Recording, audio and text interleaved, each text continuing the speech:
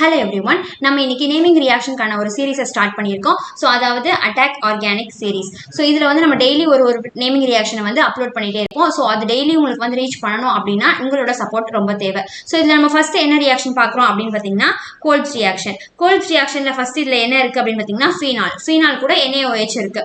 So இதில் நம்மளுக்கு என்ன நடக்குது அப்படின்னு பார்த்தீங்கன்னா இது வந்து நம்மளுக்கு H2O போயிடுது. ஸோ இந்த Na வந்து இந்த O கூட ஜாயிண்ட் ஆகி தான் இந்த இடத்துல ONA அப்படின்னு இருக்கு. நெக்ஸ்ட் என்ன அப்படின்னு பார்த்தீங்கன்னா CO2 கூட நம்ம ரியாக்ட் பண்றோம். CO2 கூட ரியாக்ட் பண்ணும்போது இந்த CO இந்த Na இது ஓகேவா. ஸோ இதுல இருக்கிற ஹைட்ரஜன் நம்மளுக்கு இருக்க இந்த CO2 இந்த Na இந்த இடத்துல இருக்கு ஓகேவா. இங்க இருக்கிற ஹைட்ரஜன் இது வந்து நம்மளுக்கு கன்வெர்ட் ஆயிருச்சு. நெக்ஸ்ட் வந்து என்னன்னா HCl வந்து இந்த இடத்துல இதோட நம்ம ரியாக்ட் பண்றோம் அப்படின்னும் போது என்ன நடக்கும் அப்படின்னு பார்த்தீங்கன்னா இந்த Naவும் இந்த Cl வந்து நம்மளுக்கு வெளியே போயிடுவாங்க. ஸோ அப்போ இந்த COO இந்த H இந்த இடத்துல ஆட் ஆயிடுவாங்க.